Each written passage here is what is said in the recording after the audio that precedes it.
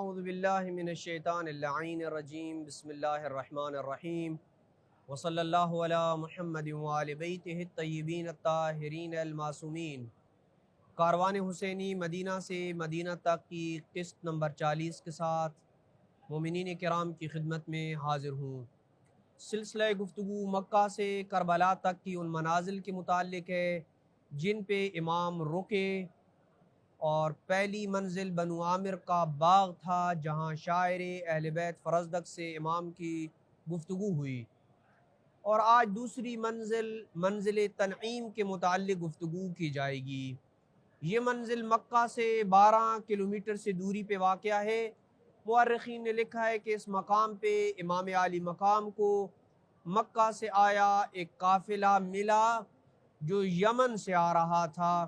اور امام علیہ السلام نے اپنے اصحاب اور سامان کے لیے اونٹ کرائے پہ ان سے لیے،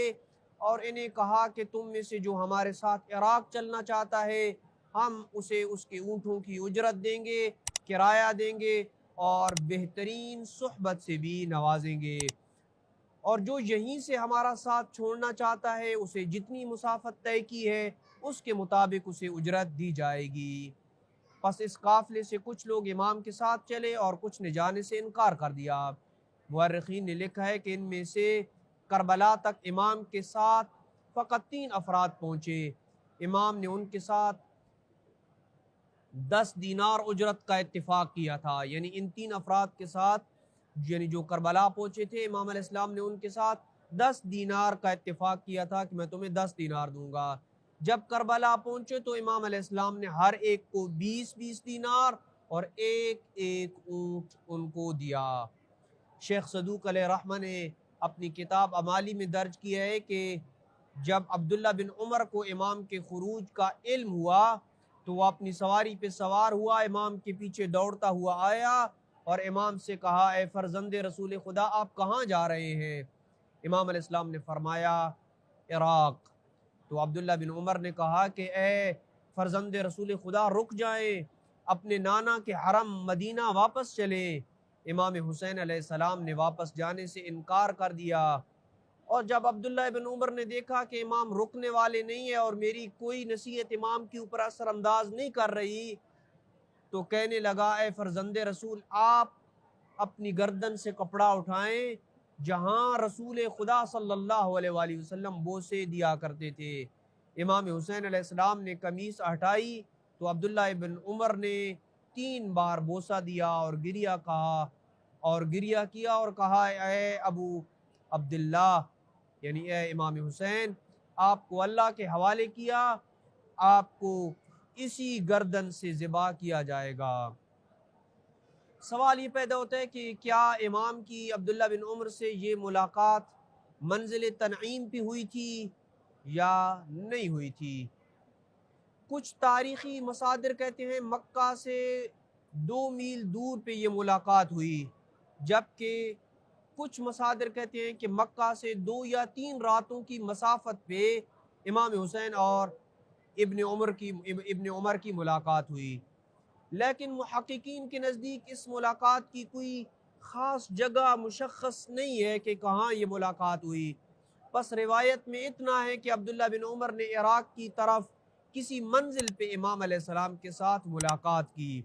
لیکن محقق سماوی نے اپنی کتاب ابصار العین میں یہ درج کیا ہے کہ یہ ملاقات منزل تنعیم پہ ہوئی تھی، لیکن محقق سماوی نے اس بات کا کوئی مصدر ذکر نہیں کیا ہے جہاں سے انہوں نے یہ بات لے کے اپنی کتاب ابصار العین میں درج کی ہو۔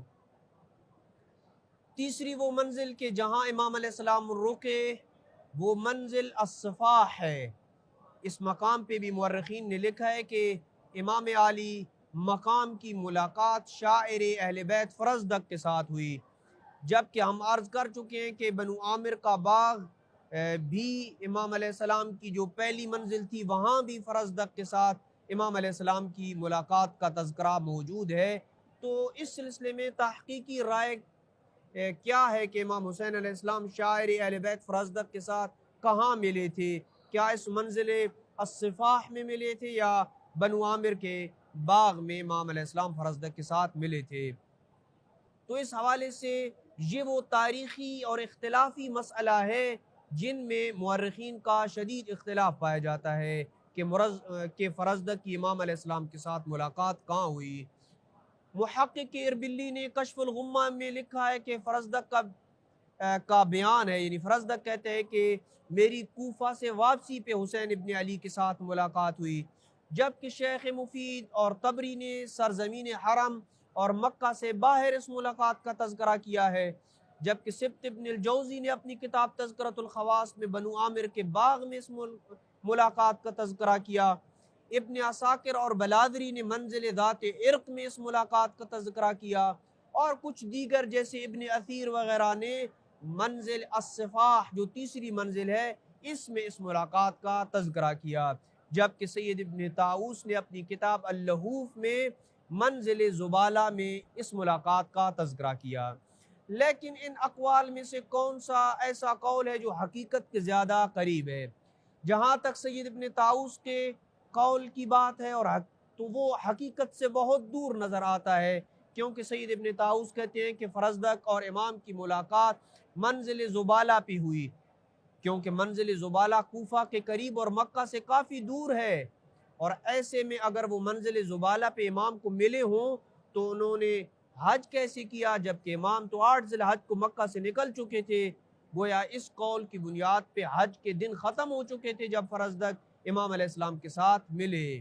اس لیے سید ابن طاؤس کا یہ قول حقیقت سے بہت دور ہے، لیکن وہ قول جو حقیقت کے زیادہ قریب ہے وہ قول شیخ مفید اور سبت ابن الجوزی کا قول ہے کہ امام کی فرزدق کے ساتھ ملاقات مکہ کے اطراف میں ہوئی تھی، جیسا کہ بنو عامر کے باغ میں یا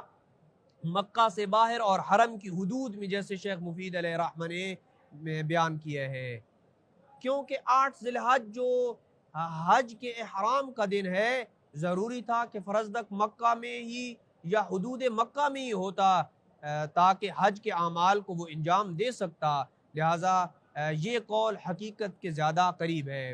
اور بعض محققین کا کہنا کہ منزل الصفاح میں امام کی فرزدق کے ساتھ ملاقات ہوئی تھی، کیونکہ فرزدق نے اس مقام پہ کچھ اشعار کہے تھے،